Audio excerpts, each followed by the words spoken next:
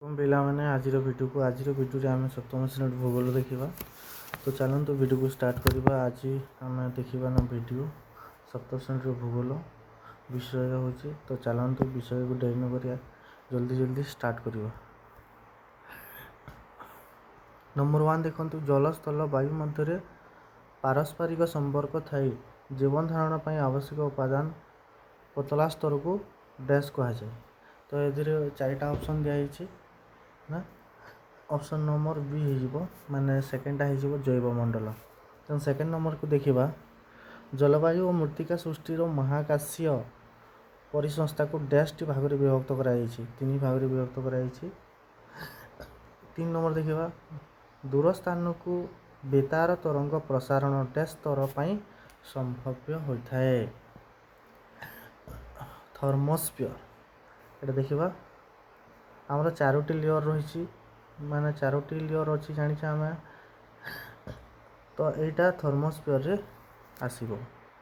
ଦେନ୍ ଦେଖିବା ଆମର 4 ନମ୍ବର ନିକଟବର୍ତ୍ତୀ ସମପ୍ରାୟ ଭୂମିରୁ ହଠାତ୍ ଉପରକୁ ଉଠିବା ପାଇଁ ଭୂମି ରୂପ ଗୁଡ଼ିକ ଡ୍ୟାସ୍ କୁହାଯାଏ, ମାନେ ପର୍ବତ। କ'ଣ ନା ପର୍ବତ ହେଇଯିବ। ନେକ୍ସଟ ଦେଖିବା ପିଲାମାନେ 5 ନମ୍ବର କ'ଣ ଅଛି ନା ଡାକର ଠିକ୍ ଓ ଦକ୍ଷ ବିତରଣ ପାଇଁ ଡ୍ୟାସ୍ ମସିହାରେ ଡାକ ପିନକୋଡ୍ ବ୍ୟବସ୍ଥା କରାଯାଇଥିଲା। ଡାକର ଠିକ୍ ଓ ଦକ୍ଷ ବିବରଣୀ ପାଇଁ କେଉଁ ମସିହା ତାମାନେ ଡାକର ପିନ୍ ବ୍ୟବସ୍ଥା କରାଯାଇଥିଲା?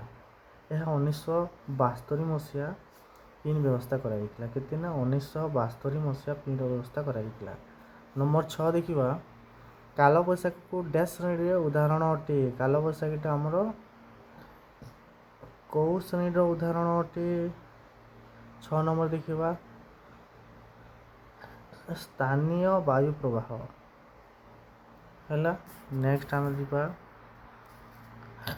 ନମ୍ବର 7କୁ ଯିବା। 7 ନମ୍ବର କ'ଣ ଅଛି? ପ୍ରଦତ୍ତ ସମ୍ଭାବ୍ୟ ଉତ୍ତର ମଧ୍ୟରୁ ଠିକ୍ ଉତ୍ତର ପାର୍ଶ୍ୱସ୍ଥ କୋଠରୀ ଠିକ୍ ଚିହ୍ନ ମାରିବା। ପ୍ରଶ୍ନ ନମ୍ବର 7ରୁ 11 ପର୍ଯ୍ୟନ୍ତ ଏପରି ହେବ। ପାର୍ଶ୍ୱସ୍ଥ ଚିତ୍ରରେ ଏଚ୍ ଚିହ୍ନିତ ସ୍ଥାନଟି ଆଗ୍ନେୟଗିରିର କେଉଁ ଅଂଶ ଅଟେ? ଏ ଅଂଶଟି ଆଗ୍ନେୟଗିରିର କେଉଁ ଅଂଶ ହେବ? ନମ୍ବର 7 ଏଟା ହେବ ନା ମାଗ୍ମା କୋଠରୀ। କେଉଁଟା ହେବ ନା ମାଗ୍ମା କୋଠରୀ ହେବ।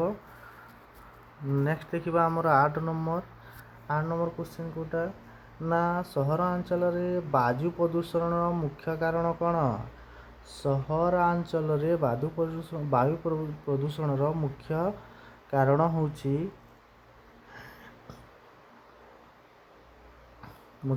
କ'ଣ ହେଇପାରେ ନା କଳକାରଖାନାରୁ ନିର୍ଗତ ବିଷାକ୍ତ, ଏଟା ବି ହେବ।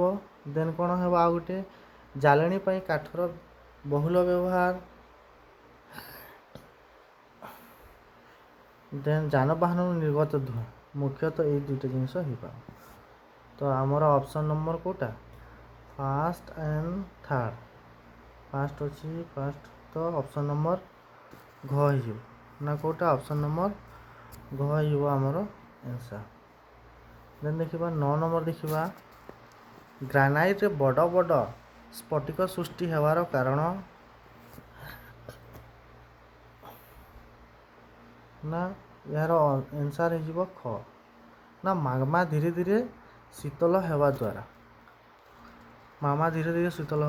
ଏହିପରି ଅବସ୍ଥା ହୋଇଥିଲା। ତୁମେ କୋଚିରୁ ଲକ୍ଷଦ୍ୱୀପ ବୁଲିବାକୁ ଯିବ। ସେଠାକୁ ଯିବା ପାଇଁ ତୁମେ କେଉଁ ପରିବହନ ବ୍ୟବସ୍ଥାକୁ ବ୍ୟବହାର କରିବ? ଯଦି ତୁମେ କୋଚିରୁ ନା କ'ଣ ଲକ୍ଷଦ୍ୱୀପକୁ ଯିବ, ତୁମେ କେଉଁ ପରିବହନ ବ୍ୟବସ୍ଥା ଦ୍ୱାରା ତୁମେ ସେଠାକୁ ଯିବ? ଏଇଟା ହେଉଛି ନମ୍ବର 10। ତ ଅପସନ୍ ଅଛି ଦେଖିବ, 4ଟି ଅପସନ୍ ଅଛି। ପୁଣି ତାକୁ ଆମେ ଜଳ ପରିବହନ ରାଇଟ୍ ହେବ। ଦେନ୍ ସେକେଣ୍ଡଟା ରେଳ ପରିବହନ ଭୁଲ। ଦେନ୍ ଥାର୍ଡ଼ ଦେଖିବା କ'ଣ ଅଛି ନା ସଡ଼କ ପରିବହନ, ଏଟା ବି ଭୁଲ ହେବ। ଆକାଶ ପରିବହନ ଏଟା ରାଇଟ୍। ତ ଅପସନ୍ ନମ୍ବର 1 ଆଉ ଆଇଭି ତ କେଉଁ ଅପସନ୍ରେ ଦେଖିବା ନା ଘ, ଏଟାର ରାଇଟ୍ ଆନ୍ସର୍ ଯିବ ଘ।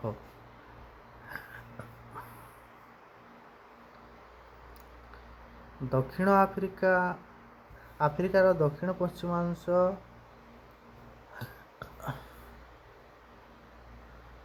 କଲାହାରୀ ମରୁଭୂମି।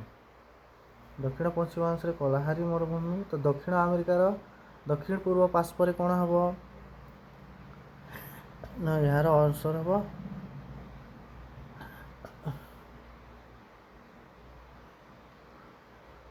ପଟାଗୋନିଆ ମରୁଭୂମି। କ'ଣ ହେବ ନା ପଟାଗୋନିଆ